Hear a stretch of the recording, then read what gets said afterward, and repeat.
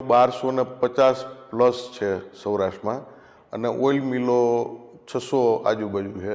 એની અંદર 80 થી 85% અત્યારે લગભગ યુનિટો બંધ છે.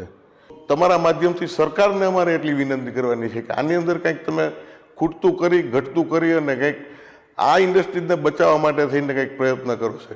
મગફળીનું ઉત્પાદન છેલ્લા 4 વર્ષની અંદર આ રેકોર્ડ બ્રેક ઉત્પાદન છે અને છેલ્લા 5 વર્ષની અંદર નીચામાં નીચા ભાવ છે અને દાણામાં એક્સપોર્ટમાં ડિમાન્ડ નથી અને દેશાવરની અંદર પણ સિંગદાણા કોમર્શિયલની ડિમાન્ડ નથી અને તેલની પણ થોડી ઘણી ઓછી ડિમાન્ડને હિસાબે જુનાગઢ જિલ્લાની આશરે 500 ફેક્ટરીમાંથી લગભગ 20% ફેક્ટરી ચાલુ છે, બાકીની બધી ફેક્ટરી બંધ છે.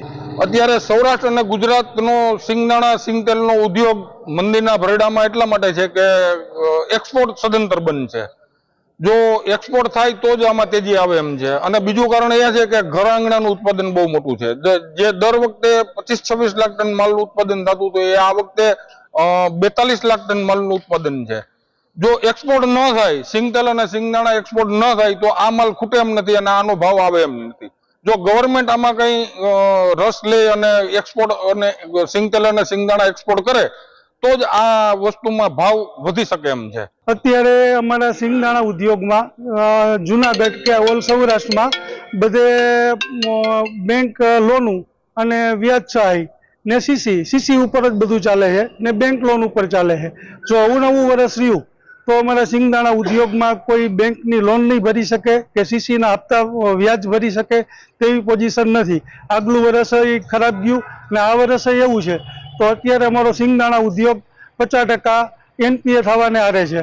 ઉદ્યોગ સામું સરકારે જોઈ અને કંઈક એને પ્રોત્સાહિત કરવી જોઈએ કે માનો કે આપણે રાઈસ છે કે બીજા કોઈ પણ ઉદ્યોગો હોય તો એની ઉપર સરકાર વધારે ફોકસ કરે છે. એની સામે સિંગદાણા ઉદ્યોગને એટલો બધો કોઈ સહાય મળતી નથી.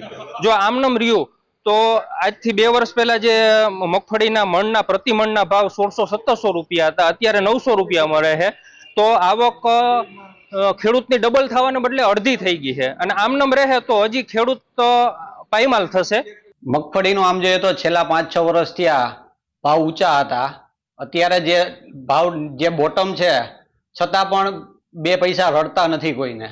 આ ધંધા સાથે નાના મોટા ઘણા બધા લોકો સંકળાયેલા છે, જેમ કે મજૂર વર્ગ છે, લેબર વર્ગ છે, ભાઈ ટ્રાન્સપોર્ટર છે, એ બધા પણ અત્યારે અમારે ડિસ્પેરિટીની હિસાબે બધા એ લોકોને પણ બેસવાનો વારો છે. 80% જુનાગઢ જિલ્લામાં ફેક્ટરીઓ બંધ છે. અમારી તમામ માહિતીથી અપડેટ રહેવા માટે જોડાયેલા રહો S9 ન્યૂઝ સાથે.